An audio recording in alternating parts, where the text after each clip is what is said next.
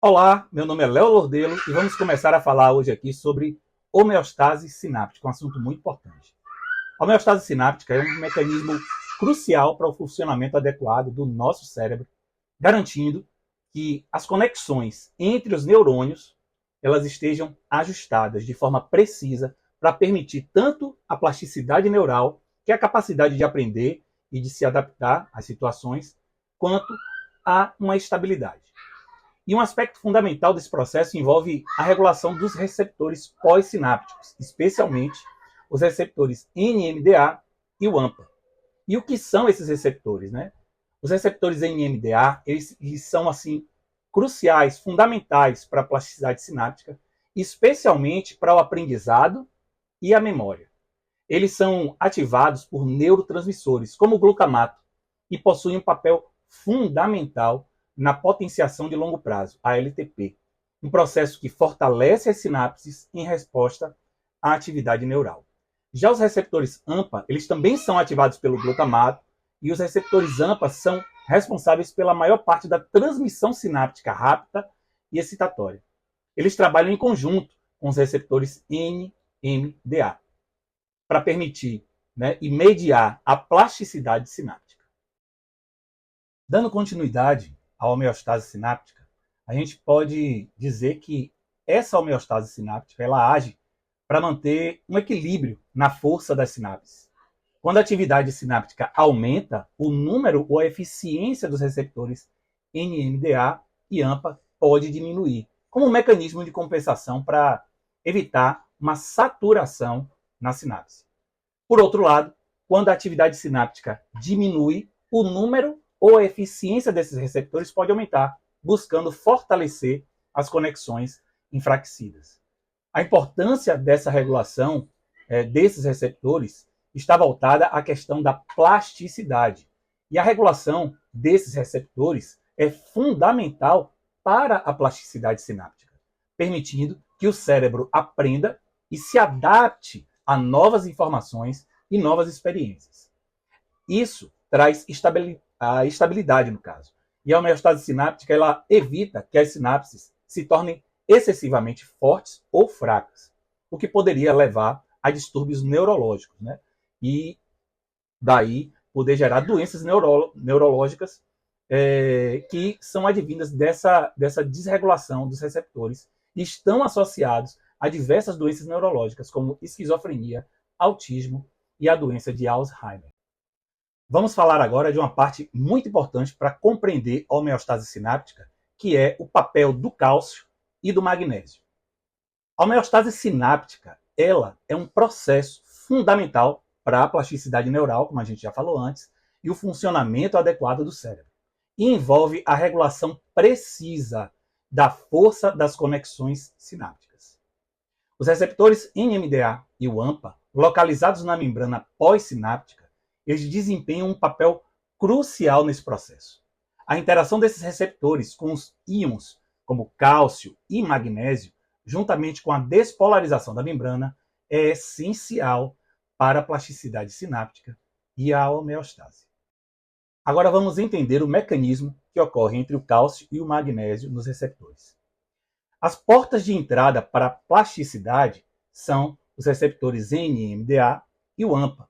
E esses receptores, principalmente o NMDA, eles estão ativados pela ligação do neurotransmissor glutamato e pela despolarização da membrana pós-sináptica.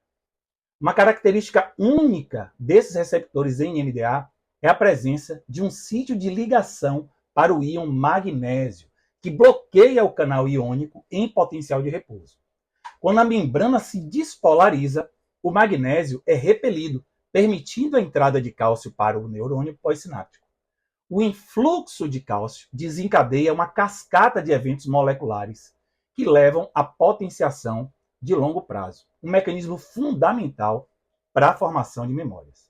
Em relação aos receptores AMPA, eles são receptores também ativados pelo glutamato, mas, diferentemente dos receptores NMDA, eles não são voltagem dependentes, não são dependentes de cálcio. Quando ativados, os receptores AMPA eles permitem a entrada dos íons sódio, causando uma despolarização rápida da membrana pós-sináptica. Essa despolarização é essencial para a remoção do bloqueio do magnésio lá nos receptores NMDA e assim permite o influxo de cálcio e a indução da LTP. Agora a gente vai detalhar um pouco mais o papel do cálcio e do magnésio na homeostase sináptica. O cálcio, ele é um segundo mensageiro fundamental na plasticidade sináptica.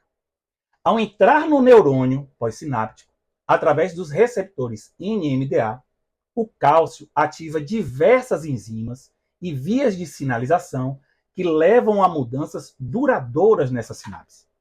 Essas mudanças podem incluir a inserção de novos receptores na membrana pós-sináptica, a modificação de proteínas sinápticas existentes e a ativação de genes que codificam proteínas envolvidas na plasticidade. O magnésio, ele atua como um bloqueio voltagem dependente nos receptores NMDA. Ao manter os receptores NMDA bloqueados em potencial de repouso, o magnésio ajuda a prevenir a ativação excessiva desses receptores e a entrada descontrolada de cálcio, o que poderia levar a uma excitotoxicidade e até mesmo uma morte neural. Detalhando um pouco mais a questão da despolarização da membrana, que é a chave para a ativação dos receptores NMDA. Essa despolarização da membrana pós-sináptica é um evento crucial para a ativação dos receptores NMDA e a indução da potenciação de longo prazo. A despolarização pode ser causada por diversos fatores, incluindo a ativação de outros receptores, como os receptores AMPA, e a entrada de sódio através de canais voltagem dependente ou atividade sináptica pré-sináptica.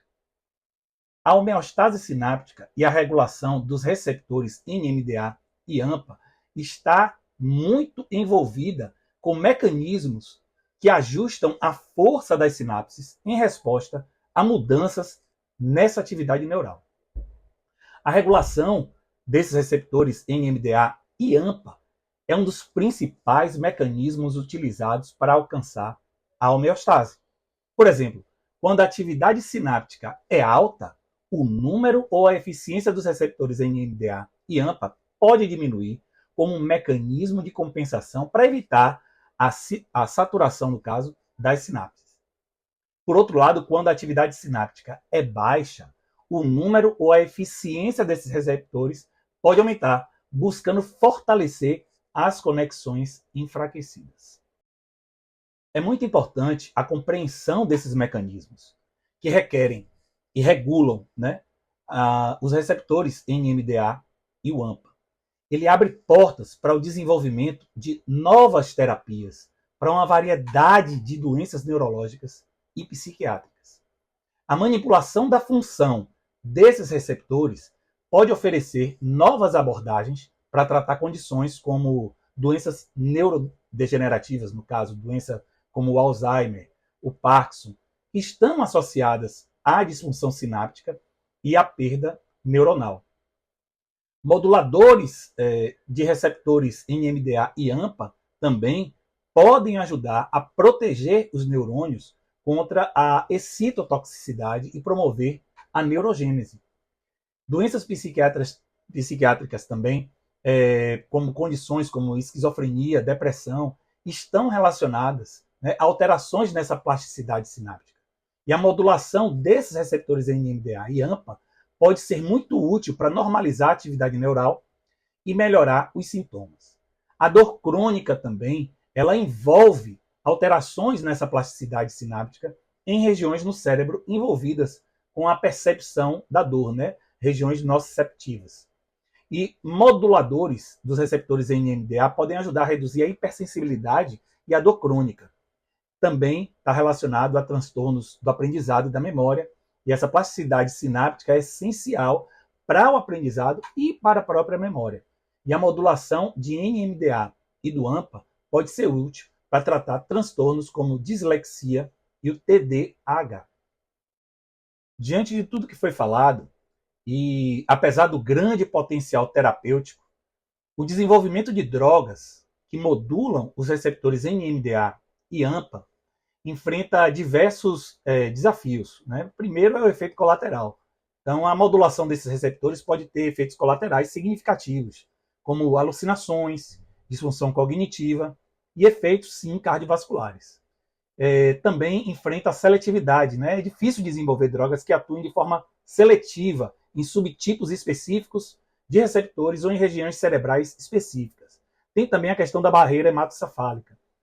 E muitas drogas não conseguem atravessar, no caso, a barreira hematoencefálica e alcançar as regiões do cérebro onde os receptores estão localizados.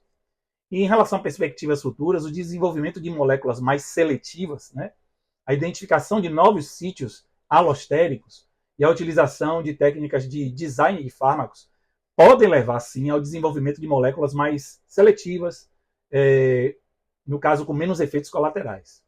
E daí vem as terapias combinadas, né? A combinação de diferentes drogas que atuam em sítios diferentes, né? Em alvos diferentes, moleculares, podem aumentar essa eficácia e reduzir os efeitos colaterais.